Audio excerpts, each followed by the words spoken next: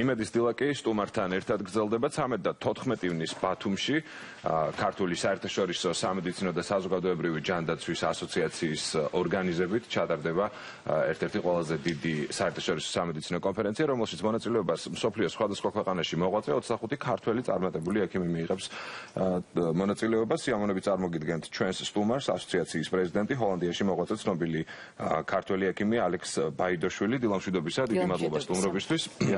საკმაოდ ისეთი მასშტაბური ღონისძიება შედგება ბათუმში 13-14 ივნის, იმიტომ რომ შეიკრიბებიან წარმატებული ექიმების ნაწილი, რომლებმაც კარგი სამედიცინო კარიერა მოიწყოს მსოფლიოს სხვადასხვა ქვეყანაში.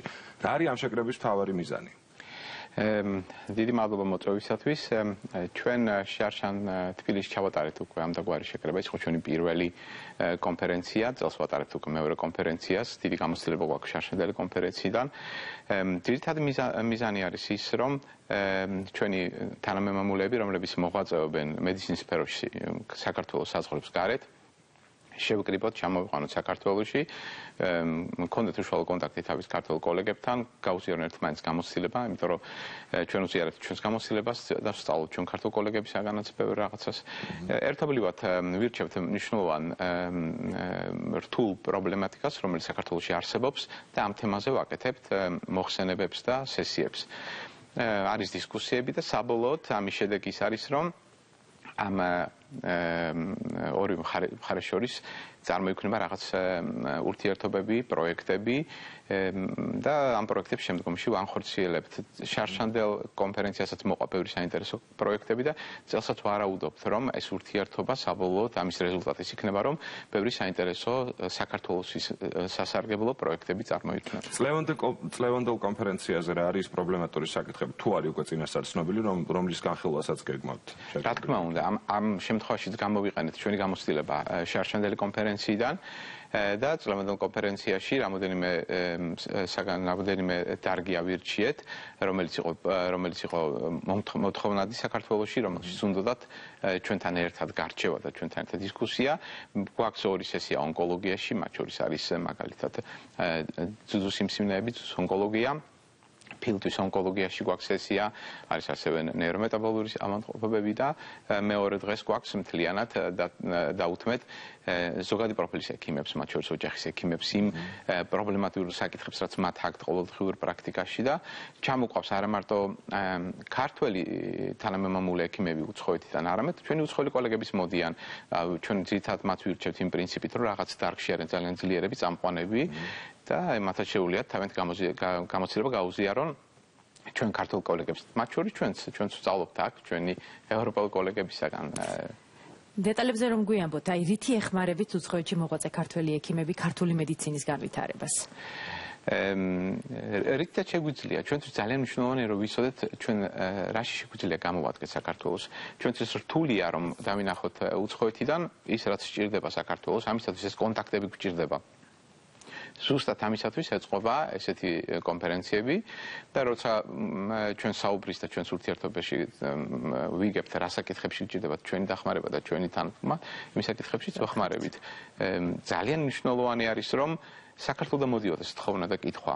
ჩვენთვის რთულია იქიდან დანახვა. და ამისათვის ისიც კაია რომ ჩვენ აქ ვართ ადგილზე. ეს შეხვედრები სწორედ ამას შეუწყობს ალბათ ხელს, რომ უფრო მეტი რა თქმა უნდა, შემიძლია გითხრათ, რომ აი წინა შეხვედრებისგანაც რამოდენიმე პროექტი წარმოიქმნა, ჩვენ ახლა ძალიან აქტიურად თანამშრომლობთ მაგალითად საქართველოს დიასპორების სამინისტროსთან, რომელიც გვიწყობს ხელს რაღაც პროექტები დავიწყოთ საქართველოს ჯანდაცვის სამინისტროსთან, აი შეიქმნა რაღაც ურთიერთობები კორპორაცია EVEX-თან, რომელიც აი ამ ღონისძიებაშიც ძალიან დიდ პარტნიორობას გვიწევს და აი ასე ვცდილობთ ნებისმიერ სამავთყოფოსთან, ნებისმიერ ორგანიზაციასთან ერთობლივად გავაკეთოთ რამე პროექტები. ვიცით ასევე რომ რეზიდენტურაში მიყავთ სასწავლებლად ქართველი სტუდენტები, აი საინტერესოა ვინ არჩევს მათ საქართველოში და შემდეგ ვინ აფინანსებს უკვე მათ სწავლას?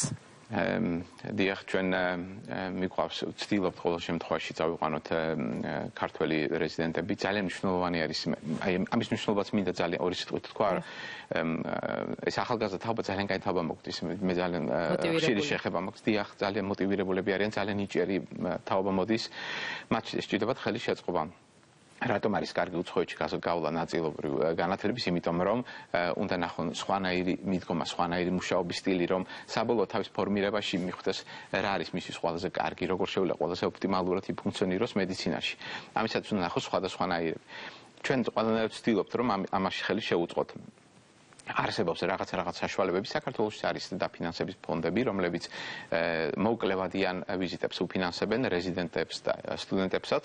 ვცდილობთ რომ გამოვიყენოთ ეს, მათ შორის ჩვენ ვცდილობთ რომ უფრო მეტად მოვიპოვოთ ფული ევროპაში და ევროპული დაფინანსებებით წავიყვანოთ ქართველი სპეციალისტები, მოსწავლეებიც ევროპაში.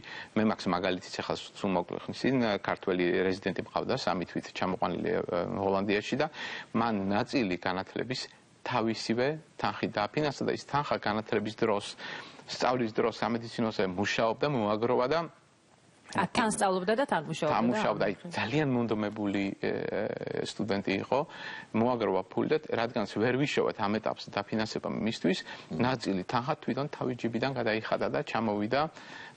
ძირითადად ვცდილობთ რომ მთლიანად დაფინანსება ვიშოვოთ. კი ბატონო, თქვენი გამოცდილებით რომ გითხრათ, რამდენად რთულია სამედიცინო განათლების მიღება ევროპის ქვეყნებში და მე რამდენად რთულია, ვთქვათ, მედიცინის სფეროში თავის დამკვიდრება, რომ წარმატებულ ექიმად ჩამოყალიბდეს ადამიანი. რა თქმა უნდა, ძალიან რთული არის. მედიცინა და ექიმის პროფესია ძალიან მაგალითად დაცული არის ევროპაში. სპეციალურად არსებობს სერტიფიცირებები, სპეციალურად არსებობს რეგისტრები, რომლებიც არეგისტრირებენ. არა ქართული და არა მარტო ქართული დიპლომით რომ ჩადიხარ ევროპაში, არ შეიძლება რომ იმუშაო ექიმად. და ეს გზა რომ გაიარო იქამდე რომ შენ გაღიარებენ ექიმად, ძალიან დიდი და რთული გზა არის. დამერწმუნეთ რომ ყველა ჩემო კოლეგამ რომელმაც მიაღწია ევროპაში იმას რომ ის არის ექიმი და მით უმეტეს ის არის რაღაც დარგის სპეციალისტი, მან გაიარა ძალიან რთული გზა. თითოეულ ჩვენთან ძალიან ბევრი მოსაყოლი თუ რამდენად რთული იყო ეს გზა. მოდით ამაზე ვისაუბროთ. თქვენს პირად მაგალითად, თქვენ რამდენად რთული გზა გამლეთ, სანამ აი ამ სიმაღლეს მიაღწევდით მედიცინაში? სიამოვნებით გამოვთ, უბრალოდ ძალიან დიდი ისტორია იქნება და ასევე რომ მოკლედ გითხრათ, ის გზა რაც მე გავიარე, ქართული დიპლომი რა თქმა უნდა მე არაფერთ არ ჩამითვალეს სამწუხაროდ, იმიტომ რომ არ მქონდა ცუდი განათლება მიღებული. ეს ყველაფერი რამდენი წლის წინ დაიწყო? 94 წელს, ძალიან დიდი ხნის წინ, 20 წელი გასული წავედი. ჩემ შემთხვევაში რეზულტატი ის იყო რომ მომიწია თავიდან სამედიცინოზე სწავლა. მე მაქვს დამთავრებული ამსტერდამის სამედიცინო უნივერსიტეტი, მთლიანი განათლება. ძალიან რთული იყო არა მარტო ის რომ იქ განათლება გაცილებით უფრო რთული არის და უფრო ინტენსიურია, ამის გარდა სწავლობ შენთვის უცხო ენაზე. ძალიან რთული იყო, ყველანაირად არ რთულებდა. ამის გარდა რომ მე ვსწავლობდი ჰოლანდიურად, წიგნები იყო მხოლოდ ინგლისურად, ანუ ყველანაირად იყო რთული. კულტურა, მენტალიტეტი ხალხის იყო სხვანაირი მიდგომა, პრაქტიკები რო დავიწყო სამონტყოფოში პაციენტთან, სხვანაირი მიდგომა არის პაციენტისთვის, შენ არ ახარ ექიმი და ბატონი, შენ ახარ მომსახურე, შენ უნდა მოიმსახურო. მე რო წავედი იმ პერიოდში საქართველოში, ექიმი რასაც იტყოდა, ამ პაციენტს უნდა დაეჯერებია და გაეკეთებინა. იქ მაგას ვერ გაუბედა პაციენტს. თან დონე პაციენტის ძალიან მაღალი იყო, მოდიოდა ძალიან განათლებული პაციენტი, რომელიც დაგიდებდა ამოწერილს ინტერნეტიდან იმას, რომ როგორი მკურნალობა მისთვის საუკეთესო და შენ ფაქტობრივად დაგემტკიცებია, რომ ის რაც შენ ფიქრობ, ის უფრო კარგი არის. ამისათვის სწავლის დროს იყო ტრენინგებიც, სამედიცინო ფსიქოლოგია, სახიბებთან ერთად იყო საუბრები და ტრენინგები, ანუ ძალიან ინტენსიური და რთული გზა სწავლება გავიარე. თან მორალურად ძიმე იყო, იმიტომ რომ ვიცოდი რომ მე უკვე მიღებული მქონდა განათლება, დიპლომი და ახლდა მიწევდა ისევ სწავლა. თან ვიყავი ერთ-ერთი ყველაზე ასაკოვანი ჯგუფში, მიუხედავად ამისა, მაინც კაი მეგობრობა მქონდა ჩემ ჰოლანდიელ კურსელებთან. შემდგომ სპეციალობა არის ძალიან რთული, იმიტომ რომ სპეციალობაზე კონკურსია. სამედიცინო კონკურსია ისე ადვილად ვერ მოხვდები, მე უბრალოდ დიპლომიანი ვიყავი, მეტნაკლებად მარტივად დამსვეს, მაგრამ სწავლა იყო რთული. და სპეციალობა ძალიან რთულია, უკვე ასაკიც ხელს არ გიწყობს, იმიტომ რომ ხარ უკვე მაღალი ასაკის, ხარ მაინც უცხოელი ენა, არ აქვს ოპტიმალურად ისეთი როგორც აქვს ადგილობრივს, მაგრამ ამ ყველა ბარიერებს გადალახავ თუ გაქვს მონდომება, თუ ხარ ენთუზიასტი. ერთი რამე ძალიან მნიშვნელოვანი მინდა გითხრათ, რომ ბევრი ქართველი ბევრმა ქართველმა მიაღწია წარმატებას, მიაღწია ჰოლანდიაშიც კი ყავს უკვე 5 ქართველი ექიმი, როცა რაოდენობა ქართული ემიგრანტების ჰოლანდიაში არის ძალიან ცოტა შედარებით. მაგრამ წარმატებულები ძალიან ბევრნი არიან. მაგრამ თავარი არის მონდომება და ენთუზიაზმი. და ფაქტია რომ უცხოეთში მოღვაწე ქართველი ექიმები ჩვენ სამშობლოში ნამდვილად გვჭირდება და მე იმედი მაქვს რომ ძალიან მალე დადგება საქართველოში ის დრო, როდესაც თქვენი და სხვა ექიმების, ქართველი ექიმების კვალიფიკაცია ნამდვილად დაფასდება. ძალიან დიდი მადლობა სტუმრობისთვის, წარმატებას გისურვებთ.